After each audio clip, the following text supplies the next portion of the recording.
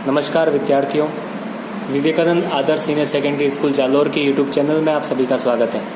आज हम class 11th physics के चैप्टर नंबर 2 मात्रक एवं विमाओं का अध्ययन करेंगे।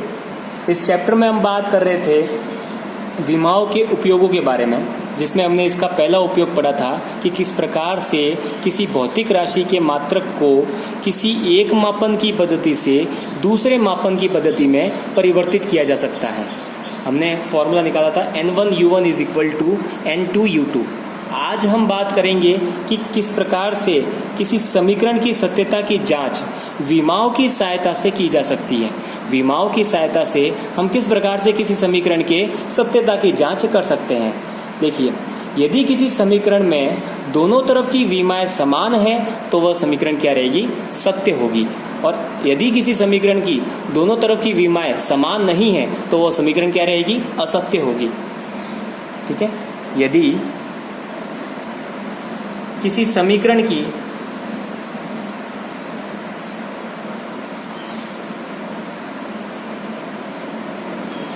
दोनों ओर की विमाएं, दोनों तरफ की विमाएं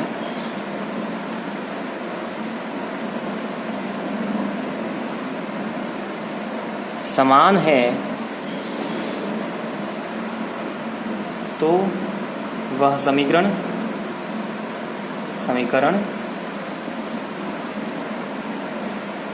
सत्य होगी।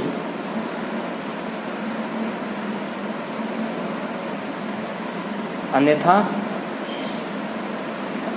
असत्य होगी। इसको समझने के लिए हम कुछ एग्जाम्पल्स लेते हैं, जिसमें कुछ समीकरण लेंगे। न्यूटन की गति की समीकरण लेंगे।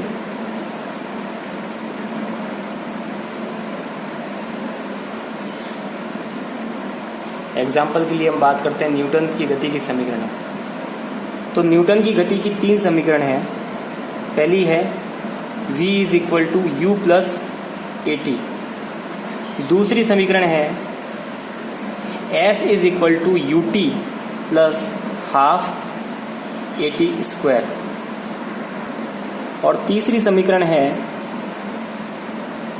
V² = U² + 2AS।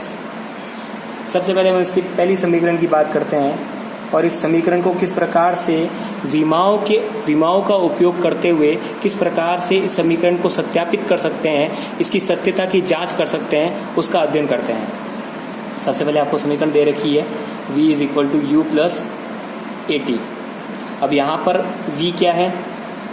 V वेग को प्रदर्शित करता है। U क्या है? U प्रारंभिक वेग को प्रदर्शित करता है।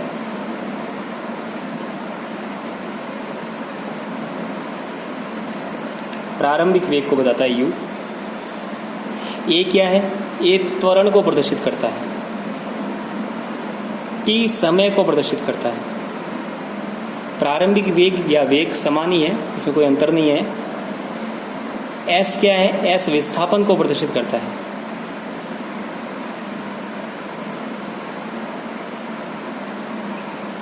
ठीक है, तो यहाँ पर यही है। V आ गया, V वेग को प्रदर्शित कर रहा है। U प्रारंभिक वेग को प्रदर्शित करता है। वस्तु जो प्रारंभ में वस्तु का जो वेग होता है उसे हम प्रारंभिक वेग कहते हैं। प्रारंभ में यदि किसी वस्तु का वेग 10 किलोमीटर है, कोई वस्तु 10 किलोमीटर प्रति घंटे की स्पीड से चलना स्टार्ट करती है तो उसका प्रारंभिक वेग क्या होगा? 10 किलोमीटर प्रति घंटा होगा। ठीक है। त्वरण हम जानते हैं, वेग में परिवर्तन बटा समय त्वरण कहलाता है। वेग में परिवर्तन की दर त्वरण कहलाती है। समय पता है। और S क्या है? यहाँ पर विस्थापन को प्रदर्शित कर रहा है। ठीक है। सबसे पहले बात करते हैं प्रथम समीकरण की, गति की प्रथम समीकरण की बात करते हैं। V = U + AT। इस समीकरण के दोनों तरफ विमाएं लेने पर, इस समीकरण के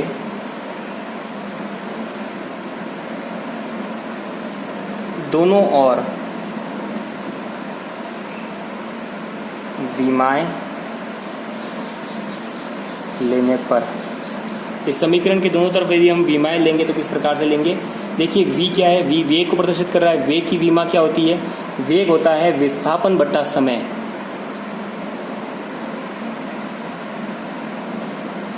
विस्थापन को हम किस में मापते हैं? मीटर में मापते हैं। और मीटर को विमा के रूप में किस प्रकार से लिखा जाता है? कैपिटल एल को गुरु कोष्ठक में लिखते हैं। तो ये मीटर अर्थात लंबाई की विमा क्या होती है? कैपिटल एल, और उसको गुरु कोष्ठक में लिखा जाता है। समय की विमा क्या होती है? समय को कैपिटल टी से लिखा जाता है गुरु कोष्ठक के अंदर। तो इस प्रकार से वेग की विमा क्या हो जाएगी? वेग हो जाएगा एल, और एक टी की घात 1 है, ऊपर जाके क्या आ जाएगी? माइनस का 1, तो टी की घात माइनस का 1, L1 T माइनस 1 ये आ जाएगा गुरु कोष्ठक में। तो ये होगी वेग की विमा। यहाँ पर जो राशियाँ दे रखी है, हमें सबसे पहले उन राशियों की विमाएं निकालनी होगी। वेग की विमा निकल गई, उसके बाद हम बात करते हैं प्रारंभिक वेग की विमा। ये यू क्या होता है? प्रारंभिक वेग। तो प्रारंभिक वेग की विमा निकालेंगे। प्रारंभिक वेग समान ही है, कोई अंतर नहीं उसमें। तो प्रारंभिक वेग भी क्या होगा? विस्थापन बटा समय, और इसकी विमा भी क्या आएगी? L1 T माइनस का 1। ये आ गई प्रारंभिक वेग की विमा। इसके बाद अपन बात करते हैं त्वरण की विमा। त्वरण क्या है? ए त्वरण, जो क्या होता है? वेग में परिवर्तन बटा समय। वेग में परिवर्तन बटा समय। वेग में परिवर्तन अर्थात वेग की विमा क्या होती है? L1 T minus 1। तो वेग की विमा क्या होगी? L1 T माइनस का 1। और नीचे क्या दे रखा है? हमें समय दे रखा है, तो समय की विमा क्या होती है? T को गुरु कोष्ठक में लिखा जाता है। अच्छा, ये T अगर ऊपर आ जाएगा तो क्या हो जाएगा? L की पावर 1, T की पावर, देखिए पहले -1 था, ये भी ऊपर आ जाएगा, तो ये भी क्या हो जाएगा? माइनस का 1 और माइनस का 1 क्या हो जाएगा? माइनस का 2। तो L1 T माइनस 2 ये आ गई त्वरण की विमा। और लास्ट में हमारे पास में क्या रह गया? समय। और समय की विमा क्या होती है? समय की विमा क्या होती है? Capital T। इस प्रकार से चारों विमाएं आ गई। इन चारों विमाओं को हमें इस समीकरण में रखना है। समीकरण 1 में इन चारों विमाओं को रखेंगे तो किस प्रकार से रखेंगे? देखिए, सबसे पहले क्या है? वेग है, तो वेग की विमा क्या है? L1 T minus 1।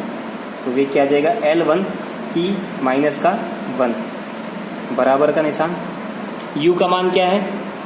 U की विमा क्या आ रही है? L1 T minus 1। U भी क्या है? प्रारंभिक वेग। L1 T माइनस 1 प्लस का प्लस T। त्वरण की विमा क्या है? ये त्वरण की विमा क्या है? L1 T minus 2। L1 T minus का 2। और इसी के साथ में इसके गुणा में क्या है? समय T। तो T की विमा क्या होती है? Capital T। इसको गुरु कोष्ठक में लिख लिया। तो इसको सॉल्व करेंगे, क्या आ जाएगा? L1 T minus 1 plus L1 T minus का 2, और ये इसके साथ में क्या आ जाएगा? T टू दी पावर है 1 है। ठीक है, ये L1 T माइनस 1 के बराबर आ जाएगा। तो L1 T माइनस 1 यूँ क्यों लिख लिया मैंने? अब देखिए, यहाँ पर L1 T minus 2 T minus 1 आ जाएगा, प्लस का प्लस। देखिए L1 है, यहाँ पर कोई L आ रहा है क्या? नहीं आ रहा है ना, तो L को मैं यूँ कहीं लिख लूँगा, इसकी पावर 1 है तो 1 की 1 ही रहेगी। यहाँ पर देखिए T आ रहा है तो देखिए T लिख लिया। अब देखिए अंश समान है तो घातें जुड़ जाती है। T की पावर कितनी है? माइनस का 2। इसकी पावर कितनी है? 1 है। ठीक है, माइनस का 2 में से प्लस का 1 गया पीछे की तरह रहेगा, माइनस का 1। अब यहाँ पर हम क्या करेंगे? ये देखिए दोनों राशियाँ क्या है? समान है, तो इन्हें जोड़ देंगे तो क्या आ जाएगा? 2 कोष्ठक में L1 T माइनस का 1।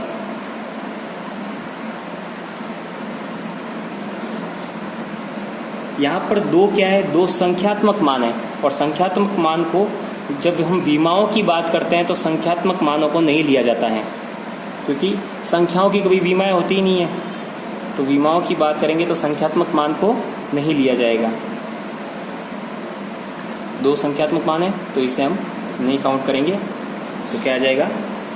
L1 T माइनस का 1, जो कि बराबर हो जाएगा L1 T माइनस 1।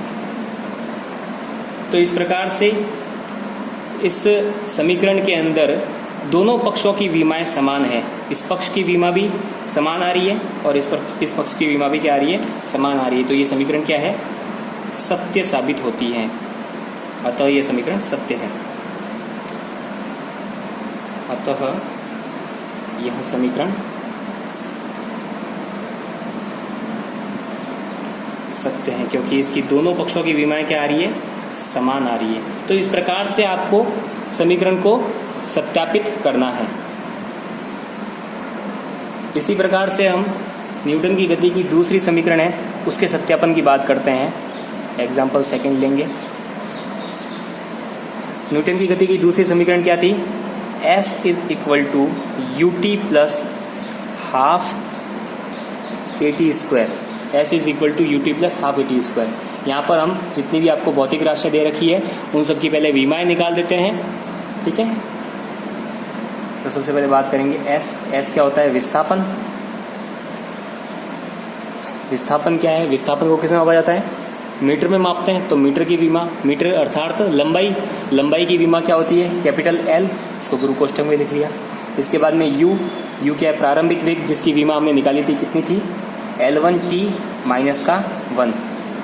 इसी के साथ में A त्वरण की विमा भी हमने निकाली थी, कितनी थी, L1t माइनस का 2।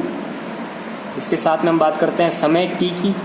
समय की विमा क्या होती है, कैपिटल T, इसको लिख लिया गुरु कोष्ठक के अंदर। अब ये सारी विमाएं इस समीकरण के अंदर हमें अप्लाई करनी है।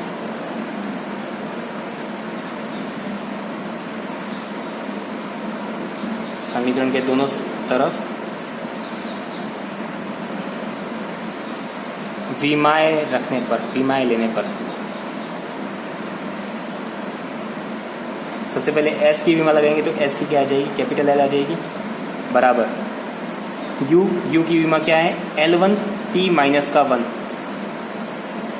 T समय, T की विमा क्या है, T टू द पावर क्या है, 1 है, प्लस का प्लस 1/2। A क्या है, त्वरण की विमा क्या है, L1t माइनस का 2। तो कितनी आ जाएगी, इसको मैं नीचे लिख लेता हूँ, प्लस 1/2 L1t माइनस का 2। और T टू द पावर कितनी है, 2 है।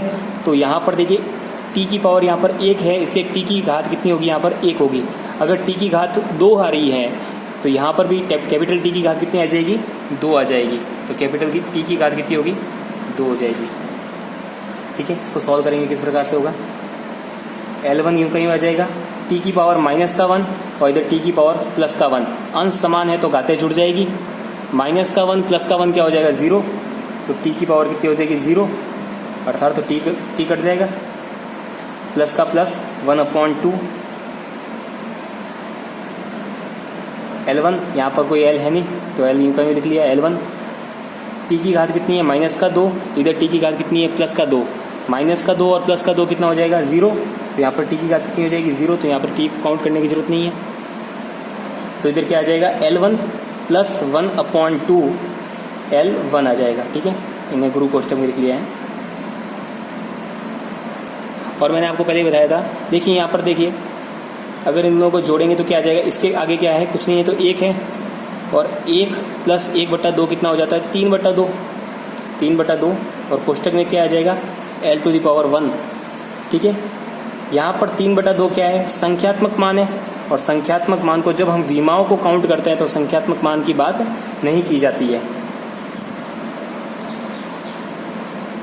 संख्यात्मक मान, ठीक है। तो संख्यात्मक मान की हम बात नहीं करेंगे, ठीक है। तो क्या हो जाएगा, यहाँ पर देखिए, यहाँ पर तो L था ही पहले से, जिसकी घात 1 थी। तो क्या हो जाएगा, L टू द पावर 1। और इधर यहाँ पर हम 3/2 को काउंट नहीं करेंगे तो पीछे क्या रह जाएगा, L की पावर 1। तो L की पावर 1 आ जाएगा।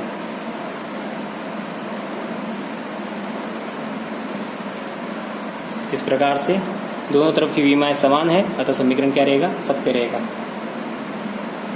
दोनों तरफ की